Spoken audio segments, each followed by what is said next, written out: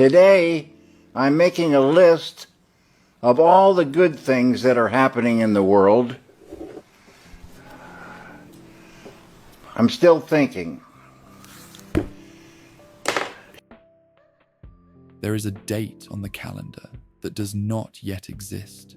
It has not been printed. It has not been circled in red ink. It is a date that sits in the dark, waiting for you with the patience of a predator. This date marks the most significant event of your entire existence, yet you will not be there to witness it. It is not the day of your biological death.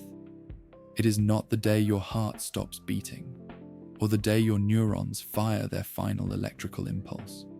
Those are merely medical trivialities, mechanical failures of a biological machine.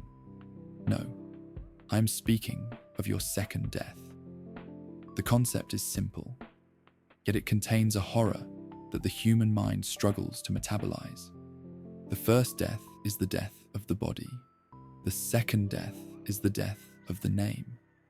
It is the precise millisecond in time when your name is spoken for the very last time by a living human being on the face of this earth. After that moment, the silence closes in. You transition from being a memory to being data. And soon after, as the data corrupts and the paper rots, you transition from data into dust. We live our lives running from this moment. We structure our entire civilization, our careers, our families, and our art around the desperate, frantic hope that we can push this date further into the future. We are terrified of the silence. But today, we are going to stop running. We are going to turn around and look directly into the face of this silence. We are going to perform an autopsy on the very idea of legacy, and we are going to discover that the anxiety you feel about being forgotten is not a sign of ambition. It is a symptom of a mathematical illiteracy.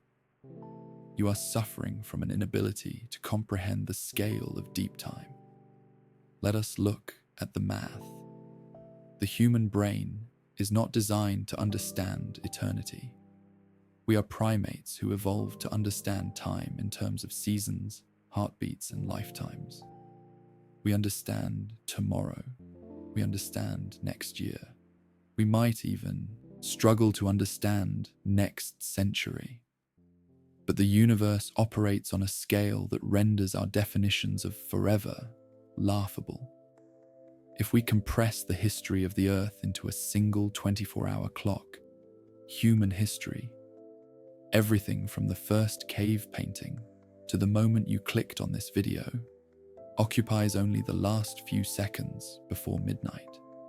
The pyramids of Egypt, those grand structures built to defy death, have existed for a blink of an eye in geological time.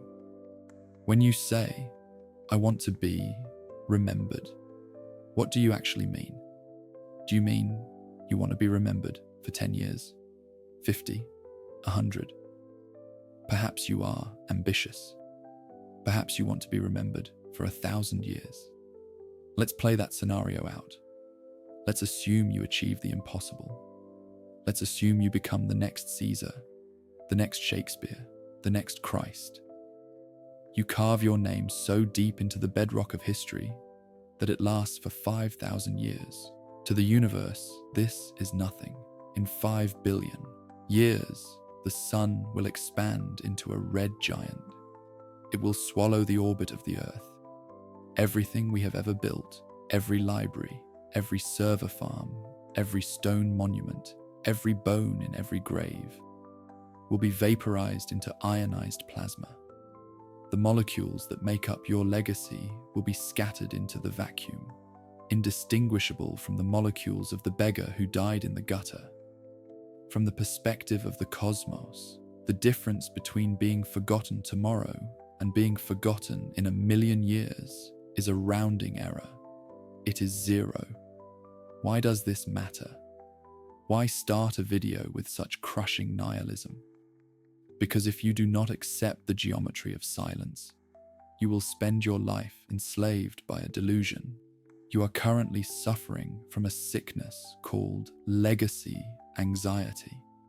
You are making decisions today about your career, your art, your relationships, based on how you think they will be viewed by a future audience.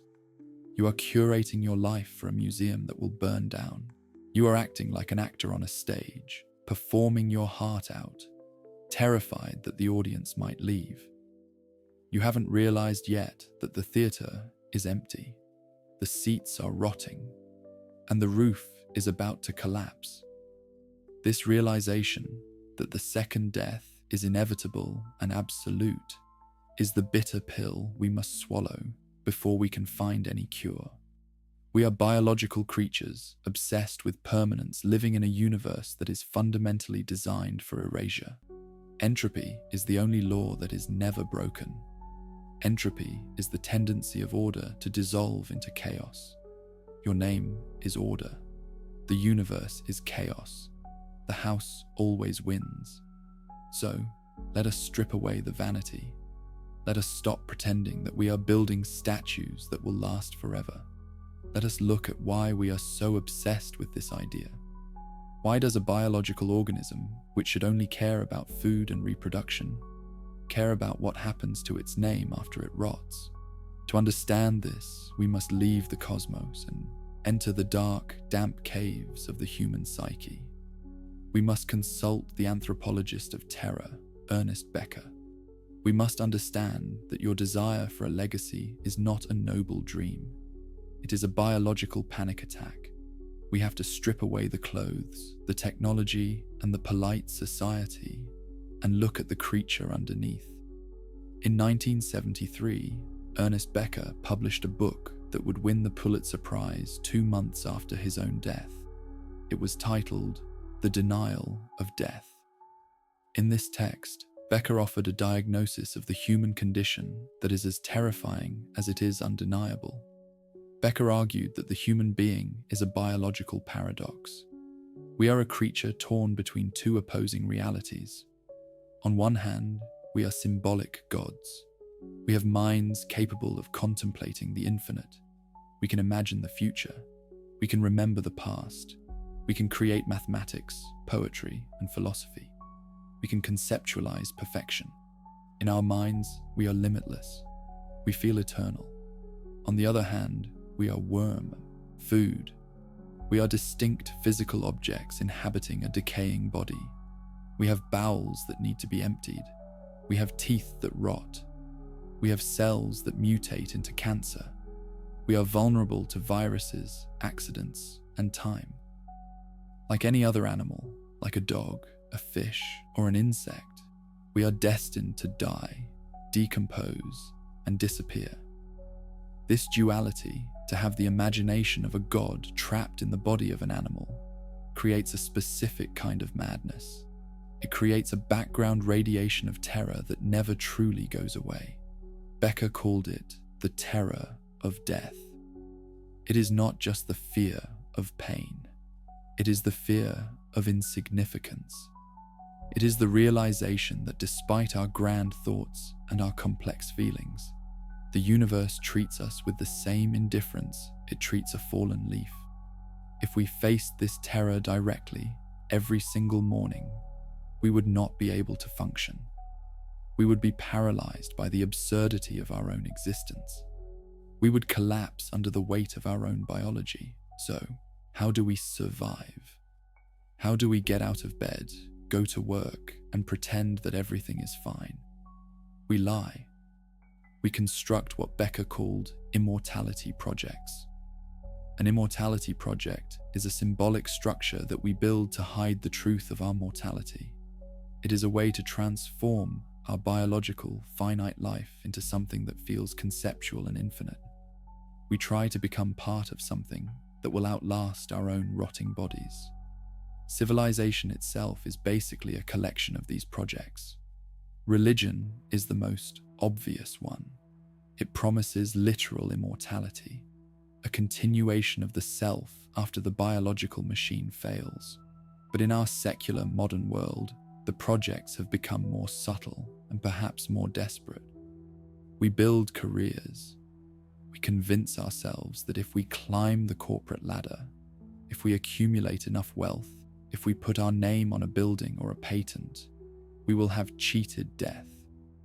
We confuse net worth with self-worth, because net worth is a number, and numbers are immortal. We create art, we write books, we record albums, we film videos. We tell ourselves, I may die, but the work remains. We try to transfer our consciousness into ink or digital code, hoping that this external vessel will survive the shipwreck of the body. We have families. We tell ourselves that our children are our legacy. We push our unfulfilled ambitions onto them. We obsess over carrying on the family name, as if a surname is a magic spell that protects us from oblivion. Look at the way you live your life. Look at the anxiety you feel when you are not productive. Look at the shame you feel when you are wasting time. That is not a work ethic. That is terror. That is the frantic energy of a man trying to build a fortress before the sun goes down. We are all acting like pharaohs. The ancient Egyptians spent their entire lives building pyramids, massive geometric mountains of stone designed to deny the reality of death. They believed that if the structure was big enough, if the walls were thick enough, death could not get in. You are doing the exact same thing. You have just changed the building materials. Instead of limestone and granite, you are building pyramids of social media followers. You are building pyramids of academic citations. You are building pyramids of bank account digits. You are stacking stone upon stone, exhausting yourself, sacrificing your health and your happiness, all to build a monument that says, I was here, I mattered, I was real. This is the narcissism of legacy. It is a defense mechanism. It is a psychological immune response to the threat of nothingness. We want to be heroes in a cosmic story, because heroes don't just die and rot. Heroes have meaning. But there is a flaw in this logic, a fatal flaw. The pharaohs believed their pyramids would protect them forever. Today their tombs are empty. Their bodies are museum exhibits, gawked at by tourists. Their treasures have been stolen, and the civilizations they built have been buried under thousands of years of sand. The Immortality Project is a scam. It promises what it cannot deliver. It promises that if you work hard enough, if you are great enough, you will be saved from the second death. But history, brutal, indifferent history, shows us otherwise. Even the greatest among us, the ones who actually succeeded in building the highest pyramids, eventually discover that the stone crumbles just as easily as the flesh. The great men of history are not immortals. They are just ghosts who have taken slightly longer to fade. Perhaps you are still clinging to hope. Perhaps your ego is currently staging a rebellion against everything I have just said. You might be thinking, yes, ordinary people are forgotten, but I am not ordinary. What about the greats? What about Einstein? What about Julius Caesar? What about Shakespeare? They beat the system. They defeated the second death. They are immortal. No, they are not.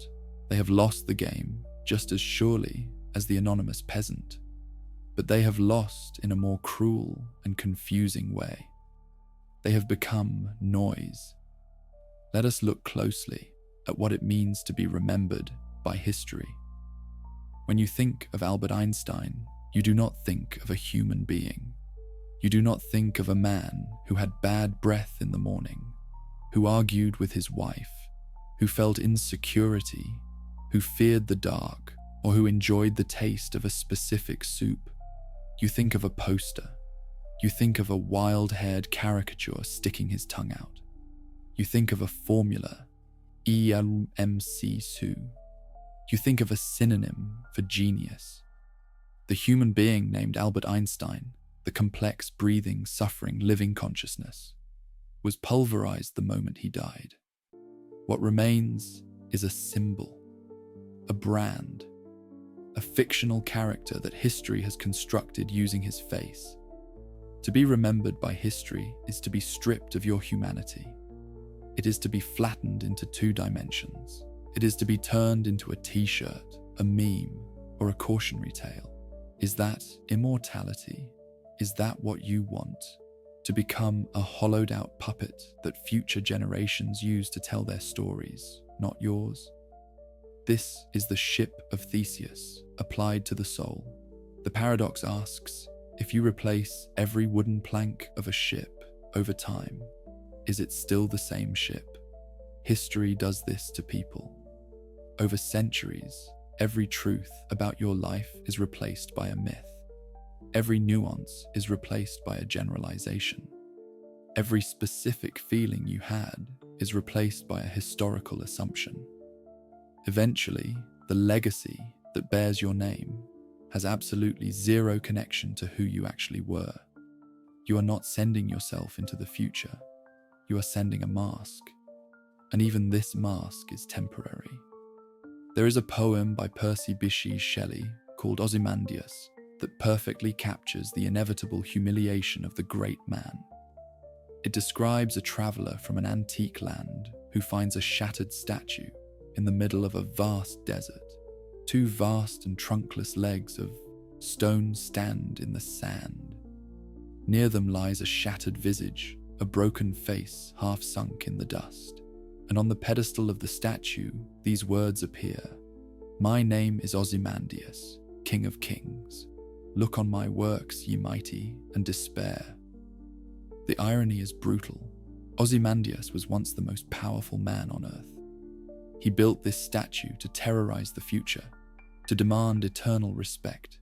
He believed his legacy was stone, but what remains around the statue? Nothing beside remains. Round the decay of that colossal wreck, boundless and bare, the lone and level sands stretch far away. The works he wanted us to look at are gone. The city he ruled is dust. His power is a joke. The only thing left is sand. This is the fate of every Caesar, every Napoleon, every Steve Jobs, and every Elon Musk. We operate under the delusion that legacy is a solid object, like a gold bar that we can pass down. But legacy is not gold. Legacy is ice. You can carve it into a beautiful shape. You can keep it cold for a while. But the second you take your hands off it, the second you die, the heat of the universe begins to melt it. It starts losing its edges. Then it loses its features. Then it becomes a puddle. And then it evaporates. Consider the billions of humans who have lived before us. Among them were geniuses we will never know. Warriors who saved their tribes. Poets who made people weep. Mothers who sacrificed everything. They felt just as main character as you do right now. They felt their lives were the center of the universe. And now, not only do we not know their names, we do not even know they existed. Their entire civilization might be a layer of sediment in a rock formation. The vanity of making a mark on the world is a misunderstanding of the medium we are working with. You are not carving into marble. You are writing in water. And if the greatest titans of history eventually dissolve into the water, becoming nothing more than vague myths or misremembered trivia, questions, what chance do you have? You might argue that technology has changed the game. You might say, but we have the internet now. We have the cloud. We can upload our lives. We have solved the problem of memory. This is the most dangerous delusion of all. We have not solved the problem. We have simply accelerated the rot. We have moved from carving stone, which lasts millennia, to writing code, which lasts moments. We are entering the digital graveyard. We are living in the age of the upload.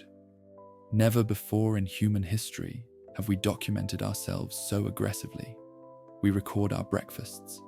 We archive our thoughts in 280 characters. We film our children's first steps and upload them instantly to servers in California. We have convinced ourselves that the internet is an eternal archive. We believe that by digitizing our lives, we are preserving them. We think it's on the cloud, so it's safe forever. This is a lie. The cloud is not a metaphysical realm. The cloud is a building full of hard drives in the middle of a desert, burning fossil fuels to keep the air conditioning on. We are currently building the largest graveyard in the history of the species. Have you ever visited the profile of a dead friend on Facebook?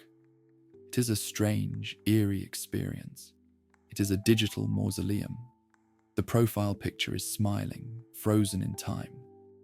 The last post is usually something trivial, a complaint about the weather, a meme, a photo of a meal, and underneath, the comments section turns into a wall of grief. Miss you. Can't believe it's been a year. But as the years pass, the comments slow down. Then they stop.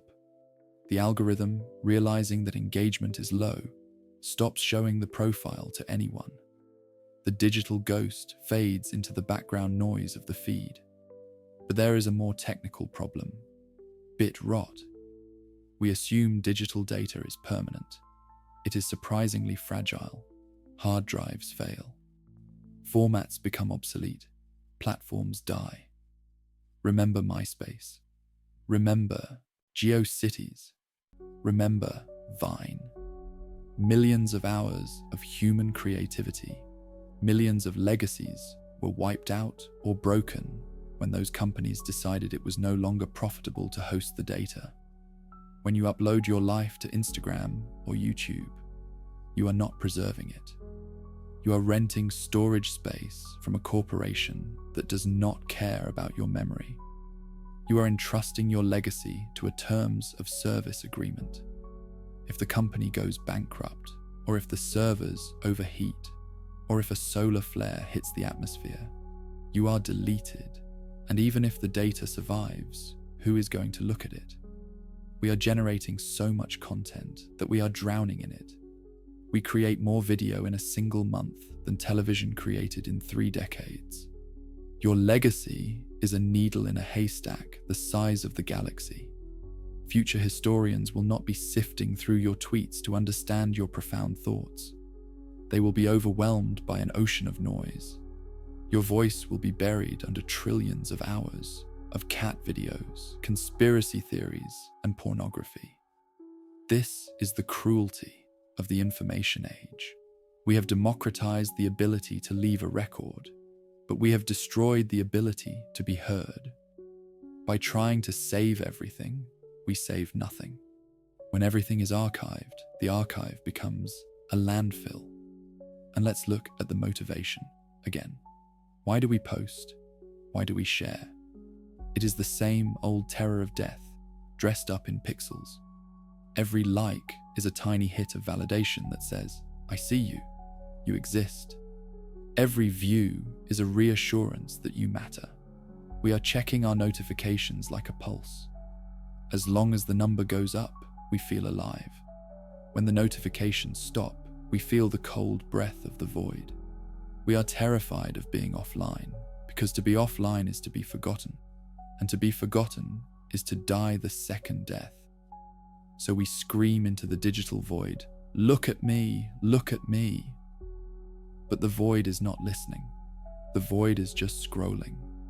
We are building sand castles at low tide, convinced that if we just build them out of binary code instead of sand, the ocean won't take them. But the ocean always takes them. Entropy applies to servers just as it applies to stone. Data corruption is inevitable. Obsolescence is inevitable. Deletion is inevitable. So, where does this leave us? If the pharaohs failed, if the geniuses became caricatures, if the digital archive is a burning building, is there any hope? Or is this just a long, depressing sermon about how pointless everything is? It feels pointless only if you are looking at it through the lens of the ego. It feels heavy only if you are trying to carry the weight of eternity on your shoulders. But if you drop the weight, if you stop trying to build a statue, something miraculous happens. The nihilism flips. The darkness becomes light. We move from the crushing anxiety of legacy to the absolute, terrifying freedom of now. This news seems depressing.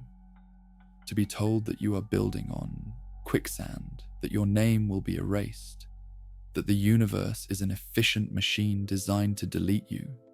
It feels like a tragedy, but this is only a tragedy if you are a narcissist. It is only a tragedy if you view your life as a product that needs to be sold to the future. For the attentive observer, for the one who has truly understood the joke, this is not bad news. This is absolute freedom. If the second death is inevitable, if oblivion is the mathematical guarantee of the cosmos, then a weight of 1,000 tons is lifted off your shoulders right now. It means you have no duty to the future. The future does not know you. The future does not care about you, and the future cannot judge you. You are free from the tyranny of the legacy. Think about the pressure you put on yourself, the anxiety to create a masterpiece, the fear that your life isn't meaningful enough. That pressure comes from the delusion that you are carving marble. You are stressed because you think any mistake you make will be etched in stone forever. But once you realize you are writing in water, the fear of making a mistake evaporates. You do not need to write the book so it becomes a classic that is studied in universities in the year 3000. That is vanity. You can write the book simply because you enjoy the sensation of the words on the page today. You do not need to build the company to leave a dynastic empire. You can build it because you enjoy solving problems today. You do not need to have children to secure your genetic line or to carry on the name. You can have them simply because you want to love a human being and watch them grow today. We need to change our root metaphor for life. Society tells you that you are a statue, that the goal is to be solid, rigid, cold, and enduring. But you are not a statue. You are a song. What is the purpose of a song? Is the goal of a symphony to last forever? If a violin note lasted for eternity, it would not be music, and would be a screeching, unbearable noise. It would be torture. The beauty of music relies entirely on the fact that it ends. The note has value because it dies. It must fade away to make room for the next note. The silence that follows the music is part of the beauty. Your life is a musical event. It is a performance. And here is the most liberating part. You are playing to an empty theatre. The cosmic theatre is dark. The audience of the future is not watching. History is not taking notes. This means you can play whatever you want.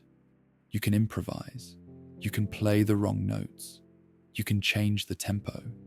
You can experiment. The performance is yours. It does not belong to the critics of tomorrow. It belongs to the experience of now. This is optimistic nihilism.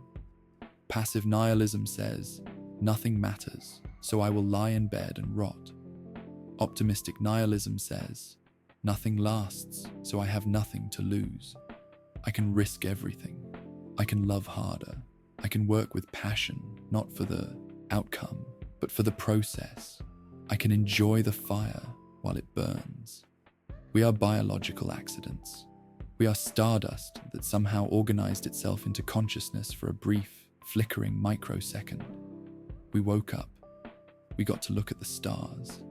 We got to feel the warmth of the sun. We got to feel heartbreak and joy and the taste of coffee. That is the miracle. The miracle is not that you will be remembered. The miracle is that you were here at all. So, let us stop trying to be stone. Stone suffers from erosion. Stone cracks. Stone is heavy. Be the fire. Be the music. Be the sunset. Be the thing that is beautiful precisely because it disappears. When you feel that anxiety rising, that desperate need to be someone, remember the second death. Remember the vast, silent desert that swallowed Ozymandias. Do not fear the desert, embrace it. The erasure of your name is the price you pay for the freedom of your life. It is a fair trade. Your time is short. The clock is ticking. The silence is coming. Do not waste your limited time trying to build a tomb. Play the music. Play it loud. And when the silence comes, let it come. You are here. That is enough. See you in the next video while we are still here.